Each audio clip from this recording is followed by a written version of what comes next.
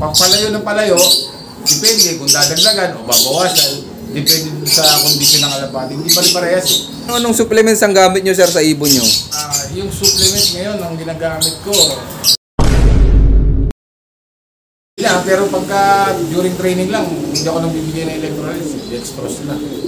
Dextrose, saka lalagyan ko ng konting asin.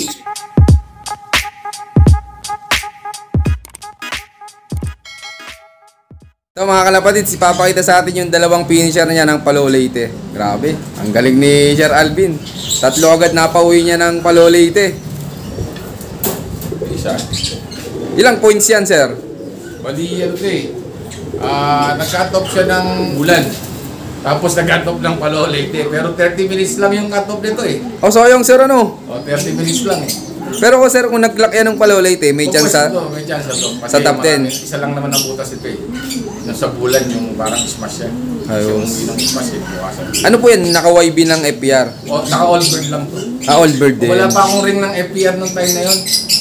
Puro all bird lang ang nilaro ko nung kasi puro WPFC yung ring ko eh. Okay ito mga kalapatid. So, ano pong bloodline naman ito, sir? Hindi ko na alam kung ano bloodline ito eh. Pero yung isa kasi kamag-ana. Ito hindi rin. Ito perfect ko kasi maganda yung mga magulang.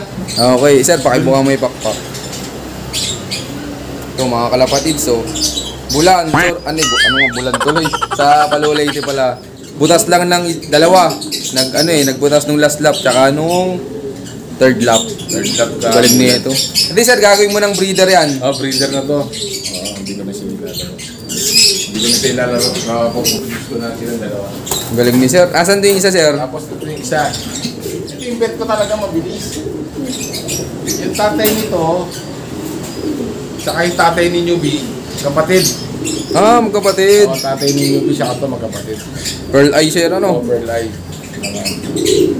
Ito yung bet ko talagang mabilis. Kaya lang nung last lap, medyo nabutas siya. May tatakapag Kumakalang Palo Leyte. Sayang lang ano. Ilang points pala nan, sir? Isa ng butas ito eh. Hindi, dalawa rin pala. Mas bate, siya umuwi, tapos kinabukasan, umuwi siya ng Palo Leyte. Ayos, ito mga kalapatid. So, sir, baka may viewers tayo magtanong eh. Baka gustong bilhin yung mga finisher mo ng Palo Leyte. Mag-out ka ba, sir? Sa ngayon, hindi pa ako mag-out eh. Kasi ang unang-unang sabi ng kaibigan ko, kailangan natin ng consistency manalo para the time na kailangan na natin magbenta, hindi tayo mapahiya dun sa ibenta natin. Kumbaga sir, may magandang talaga race result. Oo, race result. Na yung consistent na masasabi. Kaya sa payo ko rin, kung gusto nilang bumili ng ibili na nila yung race result. Mas maganda yun. Kasi sa akin, once na magbebenta rin ako, baka yun din ang gawin ko. Yung may mga resulta na. Pero kung gusto nila bumili ng may mga anak, hindi mo walang problema. Pero sa ngayon, baka hindi pa. Kailangan ko pa siguro patunayan na manalo pa ulit. Kailangan pa namin na improvement eh. Saka doon sa mga mentor ko, continuous naman yan eh. Lalo na doon kay Sir Tupac, siya nagsasawang magbigay ng mga payo. Isang kaibigan kong bet, tsaka yung isang best friend ko. So, lahat yan continuous pa rin yun. Siguro sa ngayon, kailangan pa namin talaga ng improvement. So, kailangan pa namin mag-aral o humingi ng mga suggestion. May mga kaibigan kami na katulad ni Sir Tupac, hindi nagsasawang mag-ano sa amin, suggest, ginaguide kami sa tama. So, doon pa lang, kasi minsan nakausap ko rin si Nelson Chua. Mabait sila. Talagang ready sila magturo, ginaguide ka nila. Pero number 1 lang yung sinasabi nila. Kung ano yung sistema mo, nanalo ka eh. Tuloy mo lang. Kasi kung ano man yung sistema namin, ginagawa namin, naaayon doon sa gusto ng kalapate. Yung sistema mo, naaayon din sa gusto mo sa kondisyon ng kalapate. Yan, congrats kay Sir Alvin Velasco. Let's go. Ito mga kalapatid, i-share sa atin ni Sir Alvin yung kanyang diskarte pagdating sa karera. Yan, ikaw sir, paano ka mag-prepare ng mga ibon mo bago isabak sa derby? 2 weeks before derby race, nagpupurga na ako, nagpa-flashing ako. Yun lang ang ginagawa ko baga huling training ng kalapate bago mag-derby. Purga na ako. Tapos during derby naman, ang preparation ko, magpapatilim na ako ng konting gamot. Tapos, iba natural lang honeybee. Yan, oregano. Yan yung mga baon nila. Puro palayo ng palayo, depende kung dadagdagan o babawasan. Depende sa kondisyon ng kalapate. Hindi pare-parehas eh. Hindi pare-parehas. So, pagka during loading naman, pagka malapit pa lang, siguro wala pang gamot yan. Pagka umabot na ng 100 kilometer o pataas, siguro doon, paunti-unti na ako nagbibigay ng mga supplement. Vitamin supplement. Tapos, hindi mawawala yung oregano, saka yung every Monday, yung flash. Tapos paligo, kailangan lagi lang. Anong supplements ang gamit nyo, sir, sa ibon nyo? Yung supplement ngayon, ang ginagamit ko, B22 lang. Tapos, victory pills. Yun, lagi may victory pills para sa pangunod. Tapos, sinahaluan ko na ng mga natural, katulad ng honey. Tapos, yung oregano. Yan, unti-unti. Palayo ng palayo, siguro, magdadagdag o depende kung magbabawas. Yun. Pero hindi ganun, paunti-unti lang talaga, hindi pwedeng buhos kagad ng supplement. Yun yung turo sa akin ng kaibigan ko. Kasi baguhan lang tayo, kailangan natin makinig. Kasi wala tayong experience, kaya lang eh. Yun. Pag Monday, sir, hanggang Friday, anong mga binibigay mo sa ibon mo? Kunyari, first lap, dumating na Sunday. So Monday, pa-flashing ako. Hindi ko muna magpapalipad. Tapos Tuesday, magpapaligo ako sa umaga. Tapos palipad sa hapon. Tapos sa pagdating ng Wednesday, may supplement na ako pinapainom. Pag Wednesday pala, nagpapainom na ako ng supplement. Tapos kung kaya mong itos, self-toss, mas maganda. Kasi mas madalas ako mag-self-toss talaga eh. Ilang kilometer, sir? Depende doon sa way na tatahakin ng kalapati. Kunyari, ang way ng kalapati is north, no? Kung iahagi siya ng Tarlac, siguro hanggang pang Tarlac, Moncada. Magmimidtos ako dito sa San Fernando, parang ganun. Ganun lang ako, basta kalahati lang. Yung way ng tatahakin niya, doon ko na siya imimidtos para magkaroon siya ng pointing. Pagka Thursday naman, so ganun low fly lang, regular feeds lang. Tapos Friday, during Friday, pagka kasi maramihan naman pagka derby, pag simula pa lang ng derby, minsan kinakarga Saturday, Sunday. Pero pagka during derby na, iba na yung ginagawa ko ng Thursday, iba na yung ginagawa ko ng Friday. During pagka derby na siya. Tapos yung B12 lang, sir, yung pabaho nyo sa ibon bago ikarga? B22. B22. Bibigay din ako ng B-complex. Ano, sir, yung pansalubong nyo na patuka, sir, pag galing Arera? Yung sneaky siya yung special mix ni nung kaibigan ko. Galing yata kay Progressive. Mga sneaky lang, maliliit lang. Yun ang pasalubong ko. Madalas. Lalo na pagka derby. Minsan, tinatakal-takal ko lang. Hindi pwede sumobra, hindi pwede kumulang. Basta kung ano lang yung kailangan, yun lang ibibigay. Sa tubig, sir, anong nakalagay naman pag-abangan? Pag-abangan, yun lang. Electrolytes lang. Pero pagka derby na, pero pagka during training lang, hindi ako nang bibigay ng electrolytes. Dextrose na. Dextrose, saka lalagyan ko ng konting asin. May asin po? Oo, lalagyan ko lang ng konting asin yung dextrose. Para magkaroon ng lasa. Okay. Napapansin ko pag may asin yata, ako lang nakaka-observe.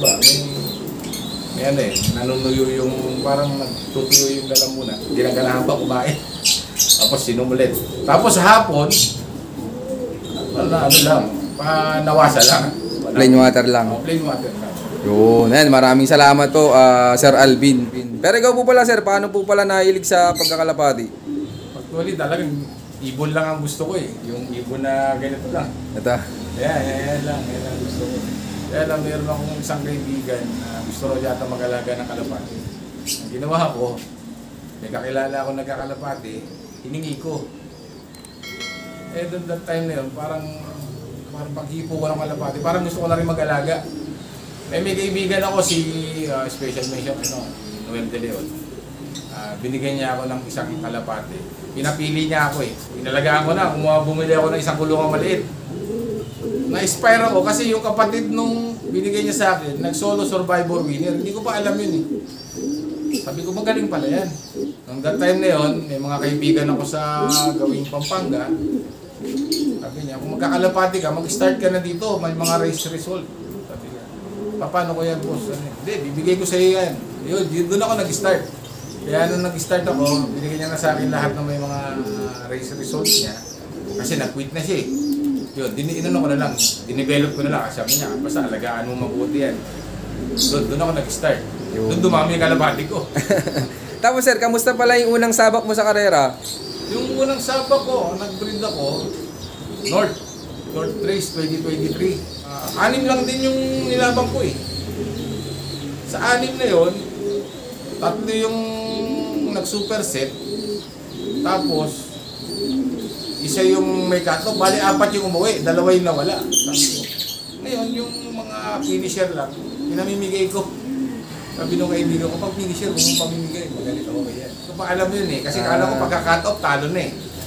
Pinamimigay ko na. Tapos sir, yung naging sistema mo nung unang sabak mo nung norte, ganun din ginawa mo nung unang sabak mo nung south. Diba, iba yung sa norte ko, kasi nung sa norte parang ako lang mag-isa nun eh. Medyo maraming kulang. Tapos yung hindi ako na suggestion kay Noel De Leon. Kasi kaibigan ko, yun ang kaibigan ko eh. Tapos nung south, dun malaki nag-click na. Hindi, bago pa lang mag-south, North Derby Race, doon na may mga nagsuggest sa akin, katulad na mayroon akong tinawagan na yung kaibigan ko nga, yung Bet, tinawagan ko, siya yung nagbibigay sa akin ng paano gagawin mo. Kasi kanya-kanyang sistema yan, sabi nung Bet, kanya-kanyang observation sa kalapati. So, yung suggestion ni Noel, saka suggestion nitong kaibigan kong Bet, pinukumbine ko lang kung ano yung pwedeng kailangan ng kalapati. So, yun nga, napatapos ko yung kalapati ko ng superset ng North Derby Race. Tapos isa yung finisher. Eh hindi na rin pala masama sa rin unang sabak nyo ng norte, no? Kasi, nung ang sabak ko ng norte, nag-survivor partaker ako, nag-superset winner ako, tapos may lap champion pa. Ang galing oh. Winner pa. Sabi ko, okay din ah. Hindi ko alam yung kalapati na yun. Yun yung mga pick ko talaga na kalapati. Yung mga pair na gusto ko. Yun ang pinag-pair ko. Kaya okay naman. Unang race ko, na-experience ko kumabig sa Survivor. Ilan lang naman kami nagpauwi sa Survivor noon. Siguro mga 8. Pero 2 yung party ko doon sa 8. Galing. Kasi hindi ko alam, pwede palang tayaan lahat. Ang ginagawa ko, pumipili lang ako ng 2 kasi ginagaya ko si Noel, 2 lang. Kung tinayan ko pala lahat yun paparte ng Survivor. Sayang. Pero okay yan, hindi ko pa naman alam. Tapos nung south, pumarte ulit. Nung south naman, pumarte, kaya lang hindi ko rin talaga akalain na yung ganun pala ka-importante yung taya ng house and lot. Kasi naglilibang lang ako eh. Hindi ko naman expect na mananalo eh. Dahil yung, parang naglilibang lang, natutuwa lang ako. May mga kaibigan kang bago. Pagdating during loading, may mga kaibigan ka. So, newbie ka nga. Marami ka nagiging kaibigan. Tsaka yung guidance din ng kaibigan ko, si Noel De Leon. Tsaka si Gils Marquez, yung Team Tamasa.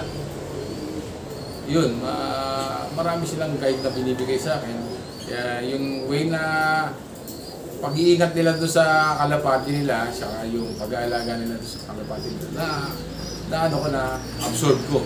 Tapos pati doon sa kaibigan ko, saka yung kaibigan kong Bet, yun, pinagsama-sama ko, kumuha kami ng idea. Yun, pagka pinagsama-sama ko, kumukuha ko ng magandang resulta. Congrats kay Sir Alvin yan. Sir Alvin, tingin mo gaano kasaya sa pagkakalapati? Ngayon ko lang na yung experience sa'yo eh. Kasi at least nalilibak lang. Meron kang, hindi ka iiwan eh. Kung kaya niyang pipilitin niyang talagang uuwi ka ng kalapati mo.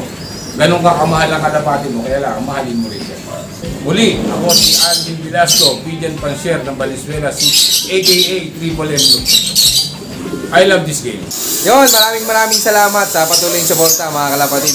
Siyempre, maraming salamat din kay Sir Alvin sa pag-unlock na makapag-love visit sa kanya. Yan sir, baka pala may mga gusto kang i-shoutout dyan. Shout out ko pala si si Team Tamasa ng Marulas. Saka FDR Marulas.